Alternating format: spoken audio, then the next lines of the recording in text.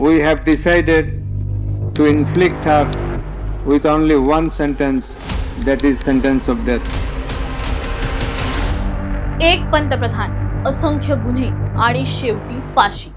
हो, फाशी. बांगलादेशच्या राजकारणात आज अक्षरशः भूकंप झालाय. माजी पंतप्रधान हसीना शेख, ज्यांनी वर्षानुवर्षे देशावर सत्ता गाजवली, त्यांच्यावर चाललेल्या मानवताविरोधी प्रकरणात सर्वात मोठा निकाल जाहीर झालाय. आंतरराष्ट्रीय गुन्हे न्यायाधिकरणाने म्हणजेच ICTने त्यांना फाशीची शिक्षा सुनावली आहे. बांगलादेशच्या इतिहासात पहिल्यांदाच एवढ्या मोठ्या राजकीय व्यक्तीला अशी शिक्षा सुनावण्यात आली आहे.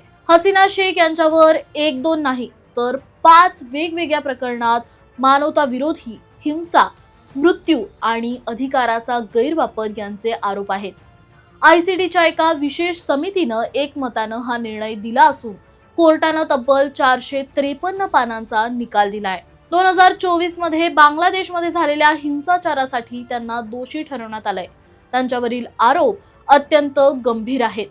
सिस्टमॅटिक अटॅक, मास मर्डर आणि क्राईम अगेन्स्ट ह्युमॅनिटी. एका ऑडिओ क्लिप मध्ये तर त्या असंही म्हणतायत की 227 केसेस आहेत माझ्यावर, त्यामुळे मला लोकांना मारण्याचं लायसन्स मिळालंय. त्या क्लिपची फॉरेन्सिक तपासणी झाल्यानंतर त्या विधानाचा खरेपणाही सिद्ध झालाय. हे संपूर्ण प्रकरण 6 टप्प्यात चाललं. शेकडो साक्षीदार, पुरावे, तपास आणि शेवटी आजचा धक्कादायक निर्णय. बांगलादेशमध्ये गेल्या वर्षभरात मोठं आंदोलन, हिंसा आणि राजकीय अस्थिरता दिसत होती आणि आता या निकालामुळे देशात पुन्हा तणाव वाढण्याची शक्यता आहे. या फाशीचा परिणाम भारतावरही होणार का? तुम्हाला काय वाटतं? कमेंटमध्ये सांगा. आणि अशाच अपडेटेड माहितीसाठी सबस्क्राईब करा जबरी खबरी.